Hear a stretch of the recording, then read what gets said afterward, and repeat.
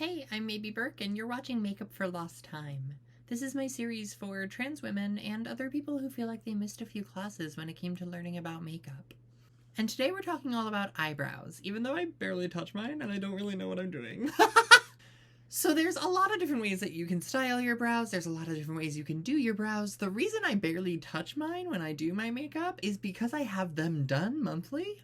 And they are rather full, and so I don't actually have to do much to make them look the way I want them to.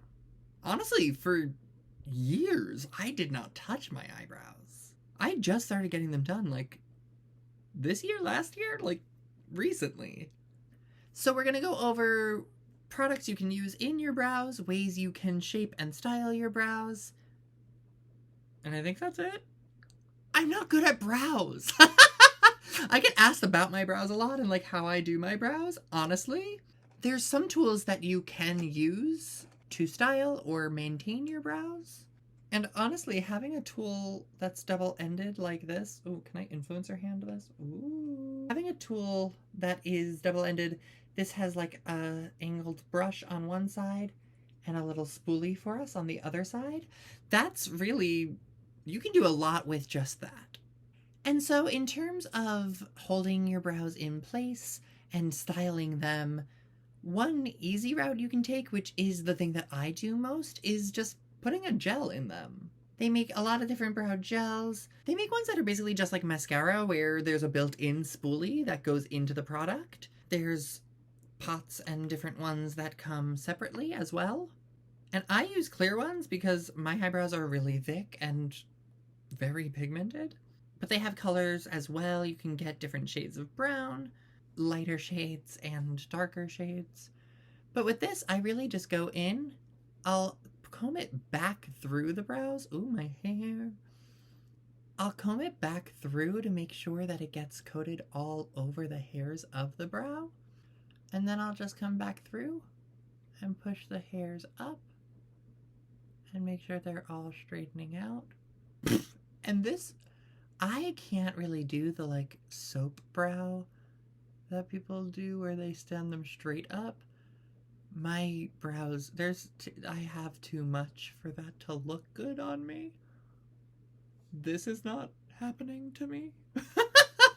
But I will make sure they're all sitting in place, and then I'll come across the top and flatten that out to look like the shape I want the brow to be. And now you see, this actually made my brow bigger than it is on this side. That's a way to do it. I can actually comb this side down and make them a little more in line with the shape on the other side. There's a lot of ways that you can play around with shaping the brow. If you like the brow thicker, if you want to go a little thinner, if you want to stand them straight up, however you want your brows to look, you can put them in place, and then a gel or something like this actually just helps them to stay in that shape. Is it necessary? No. But is anything? I don't do this always. I do it when I want to secure a look. But honestly, my brows rarely look bad.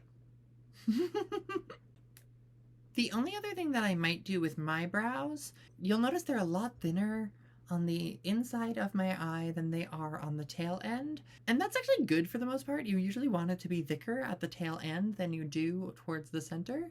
But also this side is less dense than this side is. So sometimes I'll just come in with a little brow pencil and just do little strokes, just to add a little bit more depth into where my brows are, just to make them a little more symmetrical. I am really team sisters, not twins. With this eyeliner today, with my brows, I'm not good at symmetry. My brows will never be symmetrical because I actually have a cowlick on this side. But sometimes if I want to make them a little more even, I can fill in with a pencil. Now the other thing that we can do with a brow pencil is draw a new shape for our brow. Obviously, I have so much brow that I don't need to do this. However, if you don't have as much brow, we're going to go with the standard rule which is actually going to include lining your pencil up next to your nose. And so this will help you find the right brow shape for your brow. You're going to start with your pencil straight up next to your nose through the inner corner of your eye. And you're going to put a dot right where that meets the bottom of the brow. And that is going to be your brow's starting point. Our next dot, we're going to keep the pencil right in the same spot we were at the bottom. We're going to lift it up a little bit, and we're going to turn it so that if we're looking straight ahead, we're going to come just at the edge, the outer edge of our pupil. And on the top of the brow, that's going to be where we put another dot. That's the top of our arch. It's a little higher than I want it to be, but... And so then the last dot we're going to do, you probably are already guessing it, you're going to go straight to the outer edge of your eye from that same point next to your nose,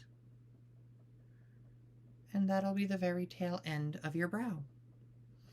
And so what you can do from here is use that as kind of the framework that you'll draw your brow from here to here to here. As I mentioned, that was a little too high, so I'm gonna wipe that down and make sure we have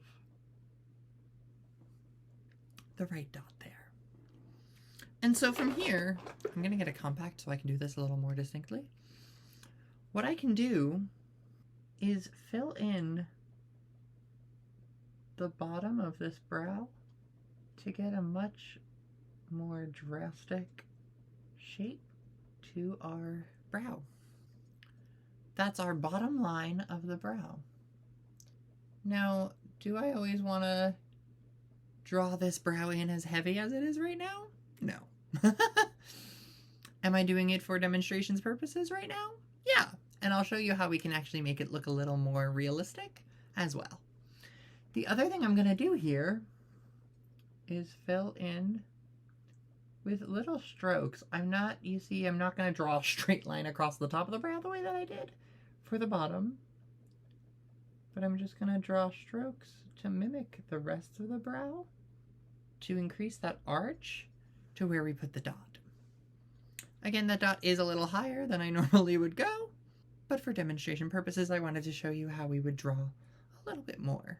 And so here, obviously, I'm going to fill in like I was doing on the other side so that we don't just have the straight line across.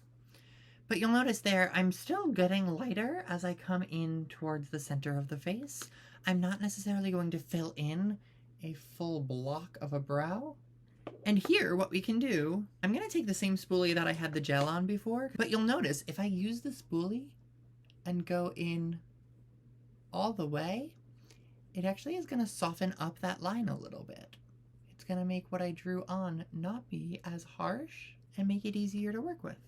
Now, I have this little cowlick, and so these hairs will not go a different direction. I have tried for years. I shaved them off as a teenager, so I've learned that they just do what they do, and we can style the rest of the brow to gradually fall to the side, and that gives us a little bit more dramatic of a brow than I had before.